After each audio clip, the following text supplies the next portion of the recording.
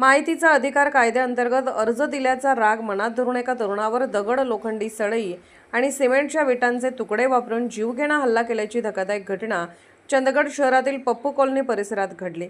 या प्रकरणी चंदगड पोलिसांनी 4 जणांविरुद्ध भारतीय न्याय संहिता अंतर्गत गुन्हा दाखल केला असून पुढील तपास सुरू आहे।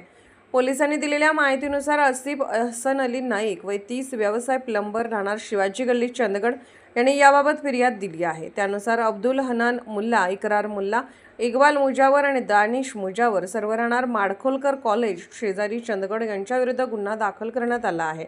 फिर्यादीनुसार 16 जुलै रोजी सकाळी 9:30 वाजण्याच्या सुमारास आसिफ नाईक हे पप्पू कॉलनीतील त्यांच्या मोठ्या भावाच्या सध्या बंद असलेल्या बजाज कंपनीच्या शोरूममध्ये ठेवलेले साहित्य पाहण्यासाठी गेले होते। त्यावेळी आरोपी तेथे उपस्थित होते। आरोपीपैकी एकाने मोबाईलवर बोलत फिर्यादी एकटाच असल्याची माहिती दिल्यानंतर सर्व आरोपींनी त्याला घेरल्याचा आरोप आहे। यावेळी माहिती अधिकाराचा अर्ज देऊन माझ्या मुलाला त्रास देतोस असे म्हणत आरोपींनी फिर्यादीवर हल्ला केल्याचे तक्रारीत नमूद आहे।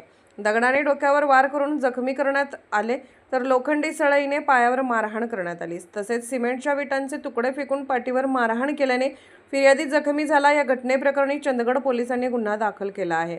या प्रकरणाचा तपास पोलीस हेड कॉन्स्टेबल कांबळे करत आहेत।